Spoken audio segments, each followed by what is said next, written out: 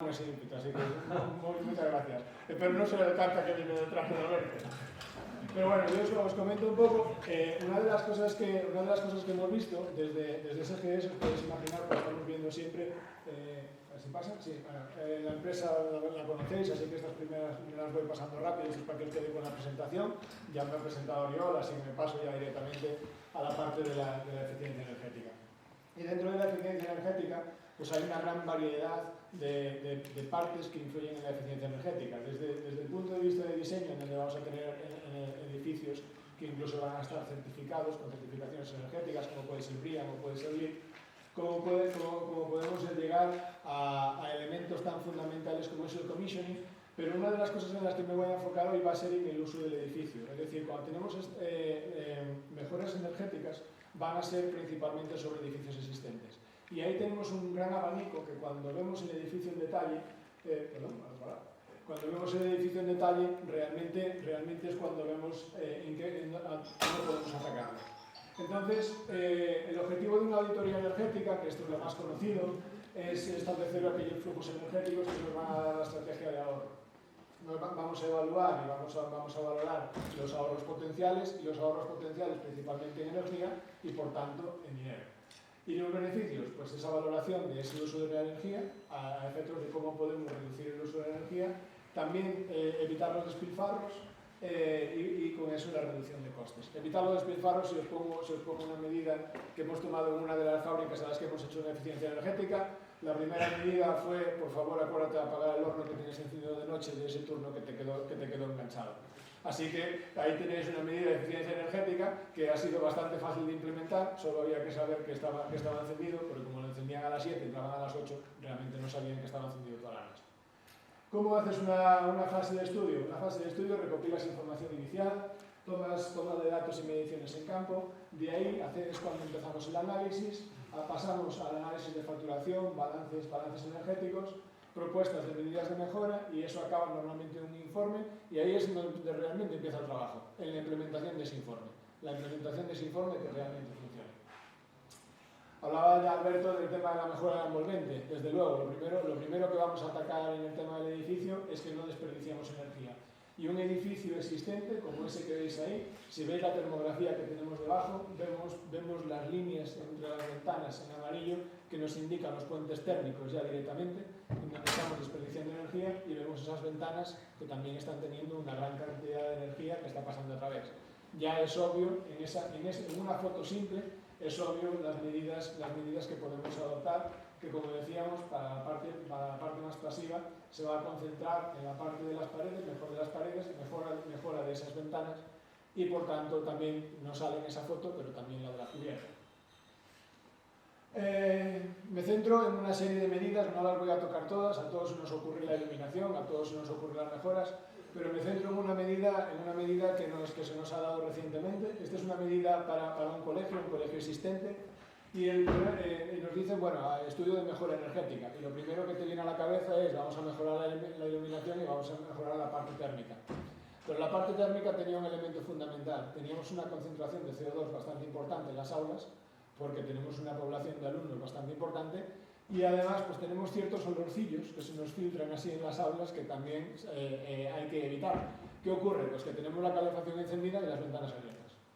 Entonces el principal elemento de ese colegio es realmente, y vuelvo a la primera parte del motivo de la presentación, es el uso del edificio. Por lo tanto, en una auditoría energética nos vamos a un ejemplo típico en que se actúa sobre el sistema de calor. Resolvemos la parte de climatización, pero no hemos resuelto el CO2. Por tanto, hemos mejorado la caldera, hemos mejorado el sistema térmico, pero siguen las ventanas abiertas porque seguimos con el problema inicial.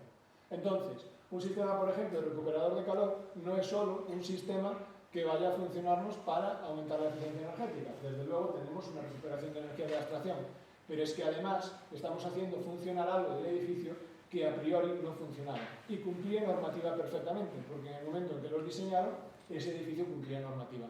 Con lo cual el uso del edificio pasa a ser preferente a la parte de la energía y no vas a poder resolver la parte energética hasta que resuelvas el problema que tiene el edificio.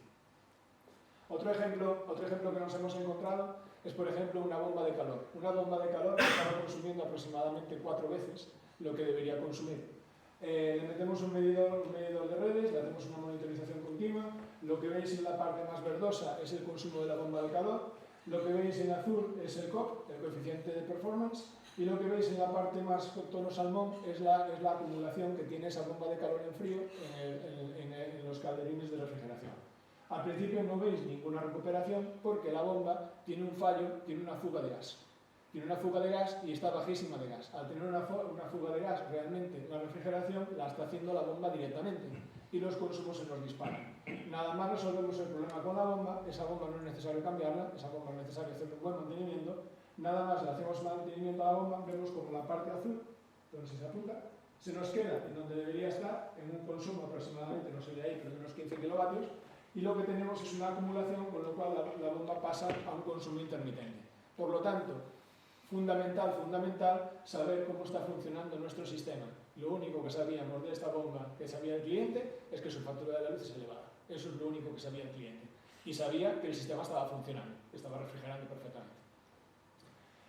Otro ejemplo, también relacionado con los colegios, vemos el tema de la iluminación. Cambiamos una luminaria por otra y resolvemos el problema. Sí, pero lo fundamental es que algunas no van a cumplir. En algunos casos vamos a tener esta de aquí, que la iluminación de por sí, a priori, no cumplía. Por lo cual tenemos que hacer no solo un cambio de luminarias, sino adaptarlo. Este es un elemento más, esto es una muestra más industrial. Hablamos de un compresor que funciona continuamente, simplemente por una fuga en el sistema del compresor. Por tanto, tenemos ese compresor funcionando continuamente, le metemos un variador y eso nos hace una rampa de consumo del compresor donde debería estar. Por tanto, y vuelvo a como arrancaba la conversación, el uso de nuestro edificio es el primer punto a observar.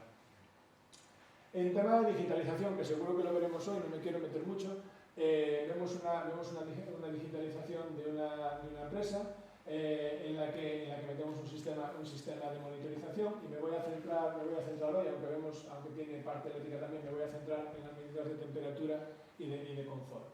En las medidas de temperatura vemos los rangos de temperatura máximos y mínimos que queremos operar, hoy en día marcados por Real Decreto, pero en este caso vemos en dónde queremos operar y vemos fácilmente cómo tenemos desviaciones de los máximos y los mínimos en los controles de temperatura.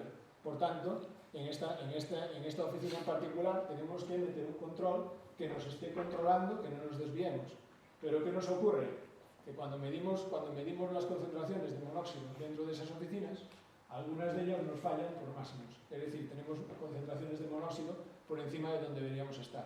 Por lo tanto, lo primero que tenemos que atacar es resolver el tema del monóxido. Lo resolvemos aumentando la ventilación, los ciclos de ventilación de la zona. Y una vez hayamos resuelto eso, volvemos a probar cómo nos está funcionando el sistema de temperatura y adaptamos la parte de temperatura. Por eso os decía, centrémonos en el edificio y en su funcionamiento. No solo, claro, la parte de ventilación a priori no es tan energética, pero lo será. Pero cuando aumentemos temperatura, estamos haciendo más renovaciones. La importancia del commissioning. La importancia del commissioning seguro que es muy obvio, lo habéis oído en muchas charlas. Y cuánto de importante es el commissioning. Una de las cosas que hacemos nosotros es la revisión de commissioning. Aquí desde el punto de vista del proyecto, cumplimientos de normativa, requisitos de cliente, verificación de buenas ejecuciones, como podéis imaginar. Esta es muchas veces la parte en la que más input tenemos. La puesta en marcha de las instalaciones, aquí es donde se suele atascar el tema, suele ser en la última línea, la del BMS, porque todo lo demás parece que funciona perfecto, pero cuando empiezas a tener datos es cuando realmente te enteras. Y luego tenemos, una vez que ha pasado el primer año de funcionamiento, y esto se debería hacer quizá más de lo que se hace, es cierto que algunas empresas sí lo hacen, el primer año de análisis energético de realmente cómo está funcionando eso. Y os quiero dar un ejemplo que nos ha salido recientemente, en commissioning avanzado para LEED. Un ejemplo de LEED tiene una línea, un crédito que se llama Demand Response, que es cómo gestionas la demanda de tu edificio cuando te dan una señal, sea interna o sea externa. Esto funciona mucho con empresas, le dan una señal, disminuyes energía y a esa empresa le pagan por disponibilidad. Bueno, pues en LEED pasa lo mismo. En este caso, la señal puede ser interna, porque a veces nuestra distribuidora no tiene un sistema de señalización para darnos señal para esa consigna, o puede ser externa si la señal es posible.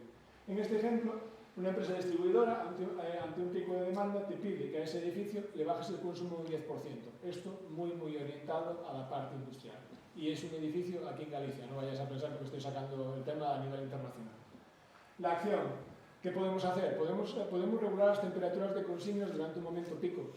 Podemos modulación de la iluminación interior y exterior, siempre que sea posible dentro del proceso industrial. Podemos modular los caudales de ventilación. Podemos modular los puntos de recarga, o en caso que tengamos carretillas, como tenía este ejercicio, modular la recarga que tenemos sobre esos puntos de recarga. Y sobre todo podemos actuar sobre las temperaturas de ACS, que van a tener una inercia térmica que en un pico de una hora energético, cuando nos den esta señal, realmente va a tener poca variación. Como decía, y muy en resumen, para cerrar, me queda el libro del edificio. El libro del edificio, tanto para edificios nuevos como existentes, básicamente es una documentación gráfica y escrita que recoge toda la documentación de obra. Se exige tanto en nuevas construcciones como rehabilitaciones, cuando sean edificios de viviendas, tanto unifamiliares como edificios comunitarios, y obligatorio de presentar este libro de edificio cuando está en esa ley hipotecaria. Para edificios nuevos nos va a aplicar la recopilación de documentos acorde a la LOE, y para edificios existentes tenemos un Real Decreto. Por tanto, el libro de edificio va a ser fundamental cuando se quieran solicitar ayudas sobre las rehabilitaciones, especialmente en comunidades. Aquí tenemos a nuestro experto Abraham con nosotros, que lo podéis consultar toda esta parte, todo lo que queráis durante el café. Y ahora sí, como os decía, mi principal punto de la ponencia era un poco ilustraros que al edificio hay que entenderlo como edificio, hay que enfocarlo desde el punto de vista de lo que tenemos y cómo lo encajamos. Muchas gracias.